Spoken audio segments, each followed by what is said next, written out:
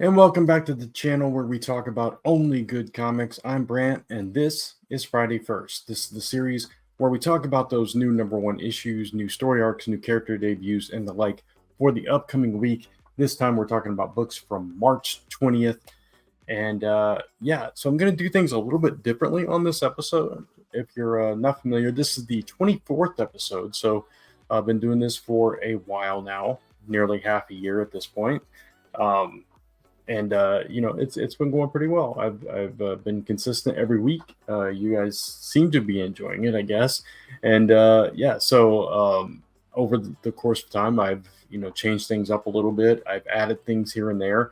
I'm still going to do those recaps, but I thought because I'm talking about most anticipated on this, but I'm only talking about those new #1s, that maybe I would throw in a few other books after all that I'm also excited about or anticipating in some way, shape, or form. So on this episode, that's how I'm going to do it. I'm going to break it down. I'm going to do those recaps from books that I talked about last week. Then we're going to talk about books, new #1s, etc. for next week. And then I'm going to end it with a few other books outside those new first issues, etc., that I'm also excited about or whatever. So we'll see how that goes, and we'll see if I can keep it brief enough. If it goes way long, I realize that's probably a little bit too much. Maybe I turn this into a completely different show at some point, which I've kind of talked about in the past. We'll see how it goes, but we're going to start with those recaps from the books last week. I did get to read 6 of the books so far. I think I talked about 8 last week, so I've read 6 of them so far. So I'm going to talk about those. So let's get into those. All right, first up, we have Black Widow and Hawkeye, issue #1. This is from Marvel. And I was really looking forward to this book because I love these characters. And I really enjoy Stephanie Phillips' writing. And none of that disappointed in this book for me. I thought the art was fantastic as well. The time jumps in this book, as opposed to something like Spectacular Spider-Man, kind of made sense. It was more like a movie where we got walked back to the beginning of events a couple of times to show us how things kind of played out, all leading to this cliffhanger moment that you kind of maybe thought was coming, but still reading it, it was like, really? And where's this going? And there's got to be an explanation. So I like the way that they incorporated enough of the story with Natasha having the symbiote without going into a full recap of how that happened, and also showed us enough of Clint and Natasha's relationship in the past and how they connect in the present as well. We got a little bit of Mockingbird in here too. So all the elements that you could ask for, I think, in a book about spies and about friendship and about romances and about assassins trying to kill somebody and possibly false framing and all of that wrapped up into one book. You have those quieter moments of appreciation or mutual respect or even love.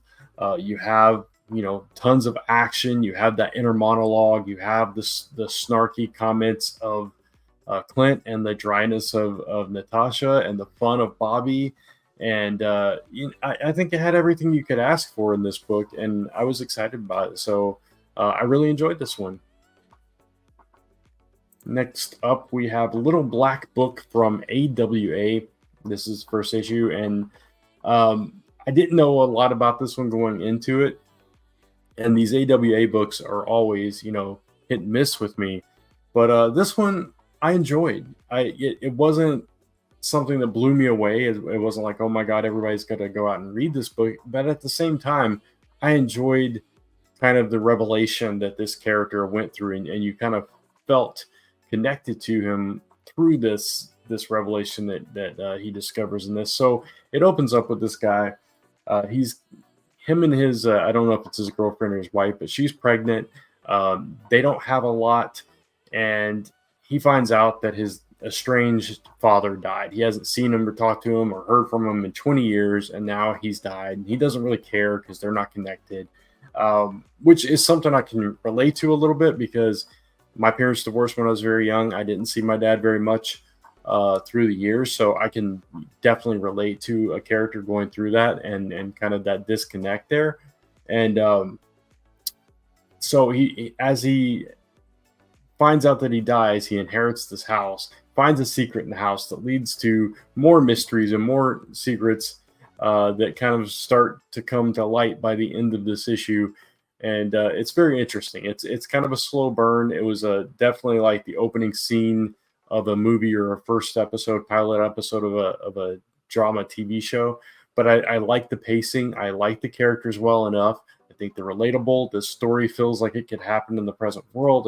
It's definitely something that has some realistic vibes to it, at least so far. We'll see if it veers from that going forward. But as a first issue, I thought it was a solid one. So I enjoyed it. Next up is Napalm Lullabi. Go from a couple that I enjoyed to one I didn't enjoy as much as I hoped I would. This is from Rick Remender and artist Bingle, Image Comics. And this was the description that I read last week was this book was about a character that had these amazing powers that grows up to believe that they're a god.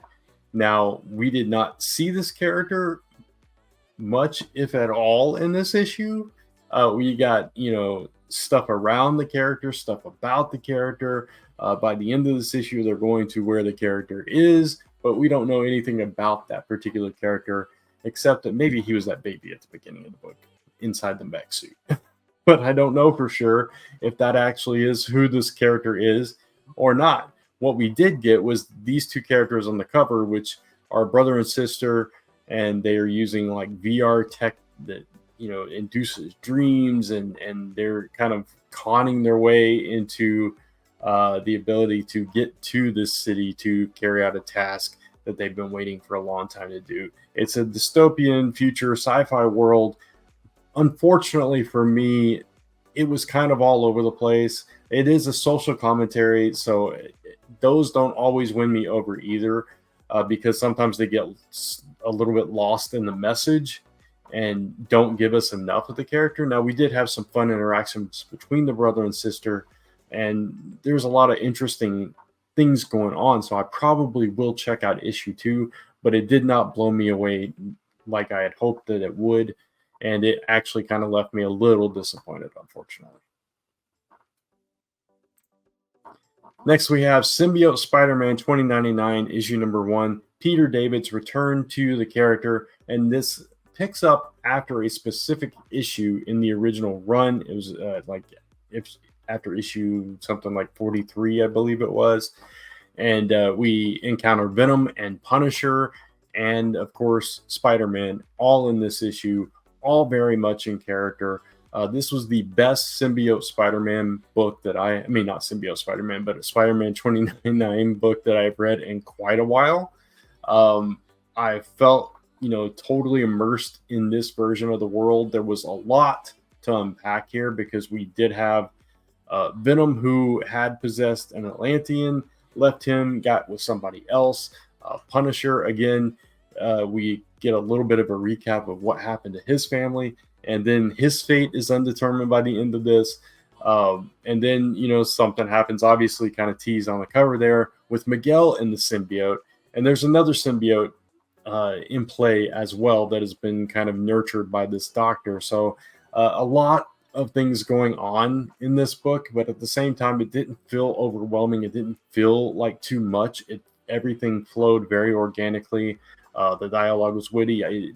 This read was a breeze, even though there was a lot to read, but it didn't feel like it. So and plenty of action, maybe not enough character stuff, but it's one issue. So I appreciated this book. I really enjoyed it. It lived up to my hopeful expectations for it, and I can't wait for the next issue.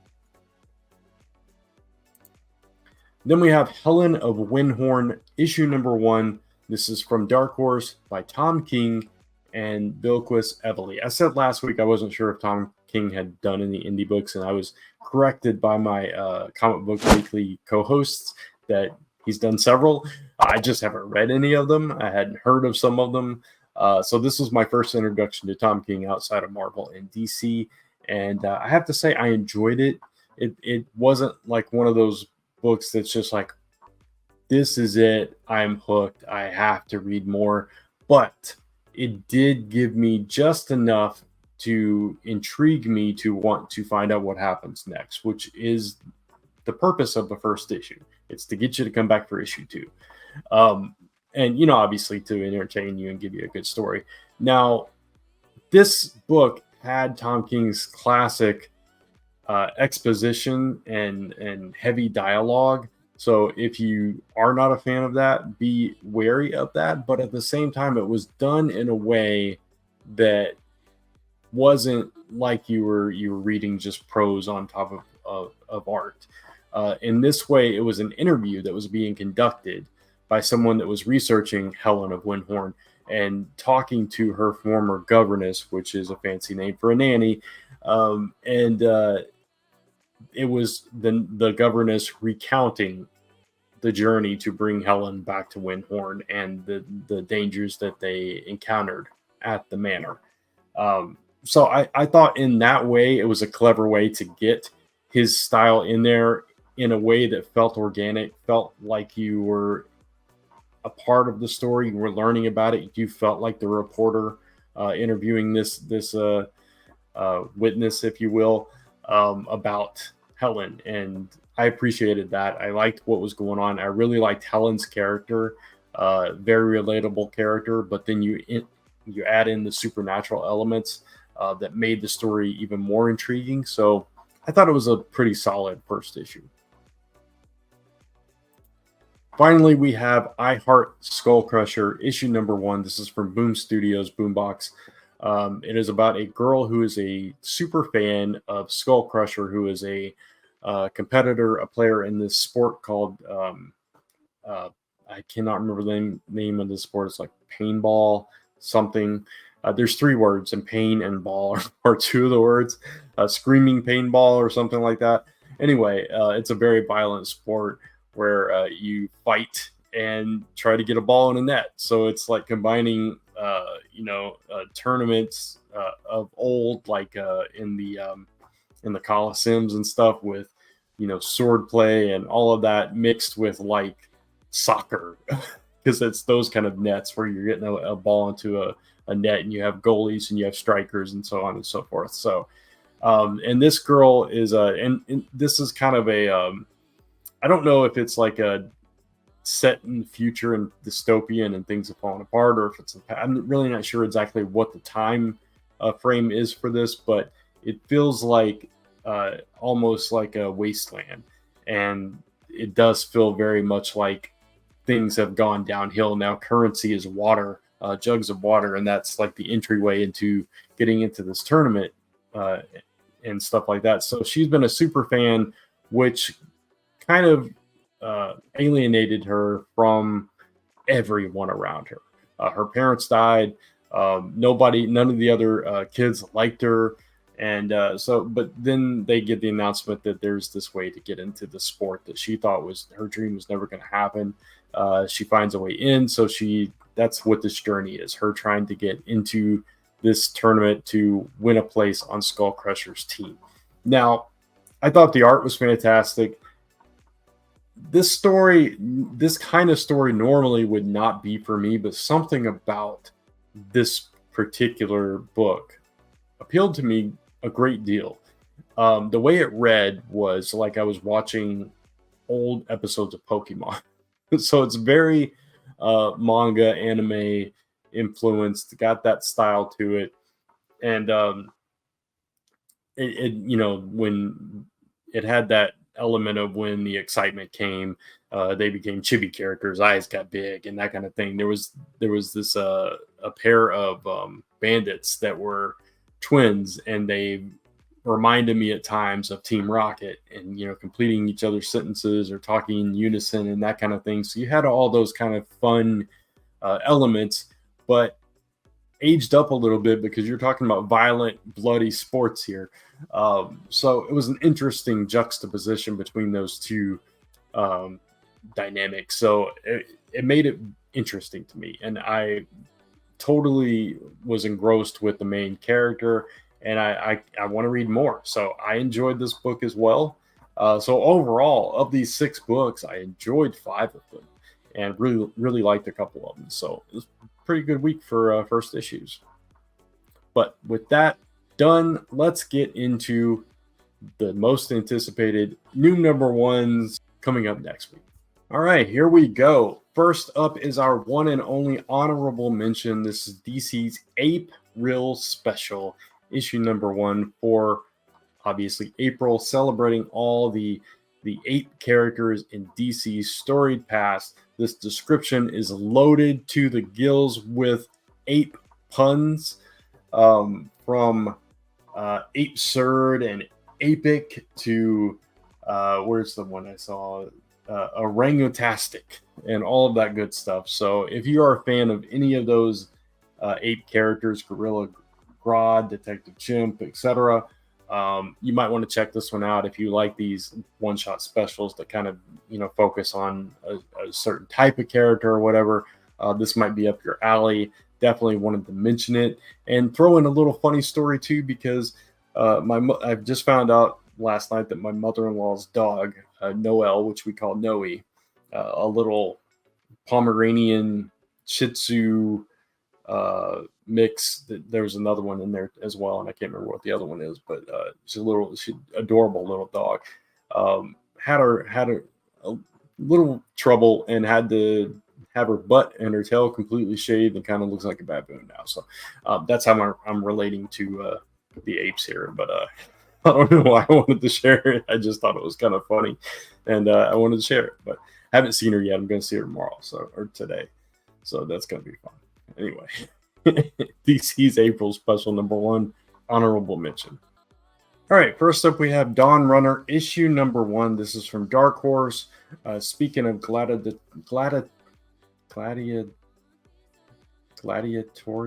is that how you say that? Gladiatorial combat. Wow, I'm getting tongue-tied this morning. We have Dawnrunner issue number 1 from Rom V, and this, I don't know what to think about this book. I looked at the art. I don't know if this is going to be my thing, but I'm going to give it a shot. Something called the Tetza came through a portal in Central America 100 years ago, and now they have to battle these mechas, or these great iron mechs for the survival of humanity. Sounds like an interesting story. Rom V's writing he's one of those writers that is very hot and cold for me. Some of his stuff I really enjoy, like Vigil. Other stuff, just not my thing. So I don't know which side of the fence that this is going to land on for me, but I'm definitely going to check it out because the concept sounds interesting enough, and it does sound like something that I would read or watch. So for that reason, I'm going to give this one a potentially good. So we'll see what happens. Then we have Man's Best issue number 1 from Boom Studios. This is about these 3 emotional support pets. I think it's 2 dogs and a cat. Show the image there. And they are sent into space to find a new home for humanity. But when they crash, these animals are the only thing left that can possibly save humanity, and they have to go out and find a place to live. And they become best friends, and their friendship is the only thing that can hold them together. Interesting concept, sure. I don't know where that's going, or what kind of storytelling we're going to have here. I have not seen a preview or anything, but the concept was just bizarre enough to catch my attention. So I'm like, okay, I got to check this out. I got to at least look through it and see if it's something for me. I don't know if these animals talk, or if they're just going to communicate telepathically. If this is going to be a silent book, what it is actually going to be, I have no idea. But I'm very curious. So I'm going to give this one a potentially good. Then there's X-Men Forever, issue number 1, Marvel Comics, of course. Kieran Gillen is writing this, and it's the Haunted House of X. This is the follow-up to the fall of the House of X, the rise of the powers of X, the aftermath of the Krakoa stuff, and it's supposed to kind of give us insight into what's going to happen going forward for the X-Men, and what happened with Jean Grey bleeding out with the Phoenix, in the snow there, that whole thing. We're supposed to see what's coming for us in the future of the X books with this book. So I'm definitely curious about this one, and because I haven't been in love with what's been going on in recent times with the X books and with the whole Krakoan age, especially of late, I'm actually going to give this one a promisingly good, just because I'm hoping that the future is better than the past, the recent past and present.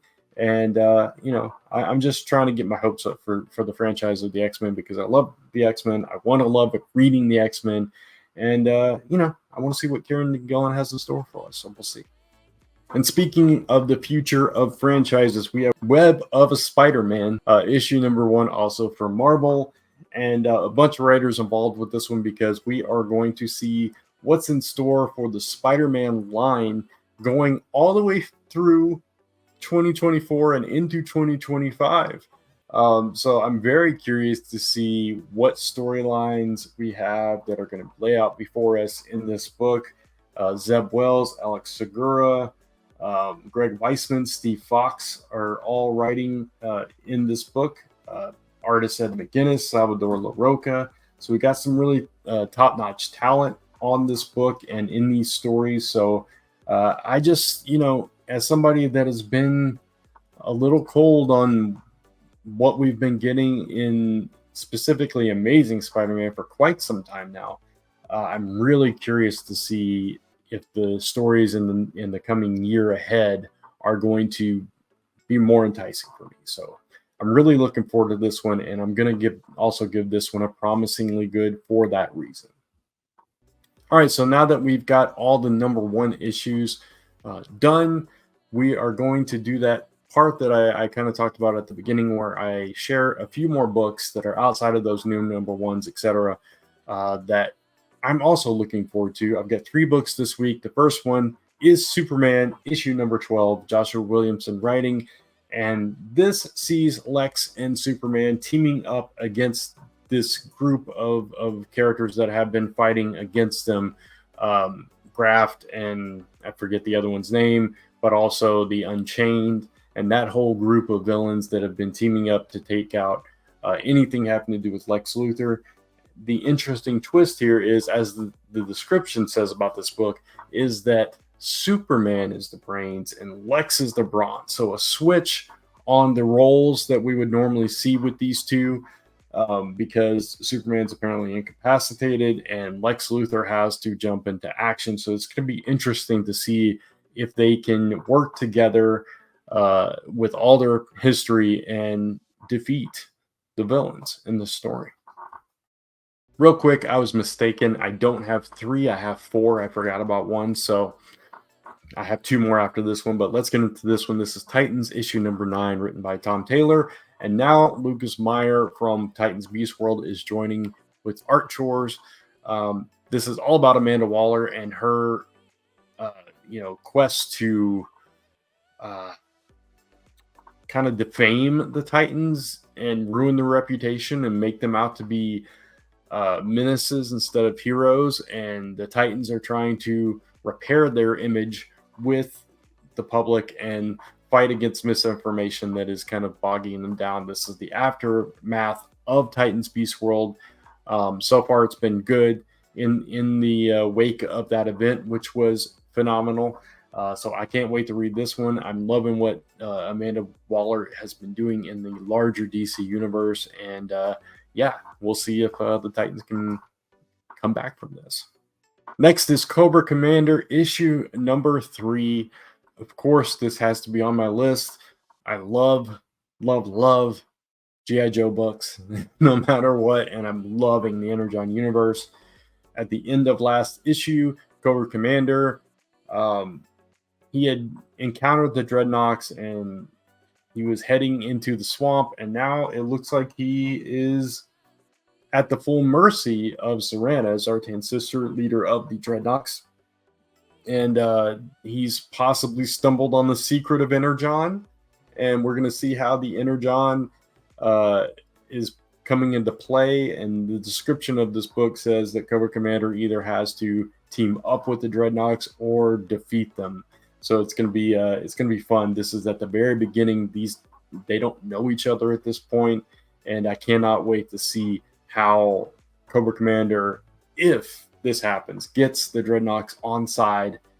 If they go with the traditional, Dreadnoks help out Cobra from time to time if the money's right. And finally, we have Kill Your Darlings, issue number 7. And oh man, I was so sad reading the description for this book because, and not because of what the story was about. This real quickly, I'll say Rose is having to face what is going on and her possible fate in all of this. But the part that made me very sad was that this is the penultimate issue of the series, which means we only have 2 more issues to go, this one and one more.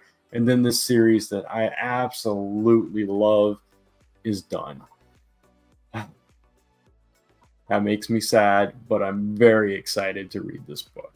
And this will obviously be my number 1 most anticipated for next week. And there you have it. That's it.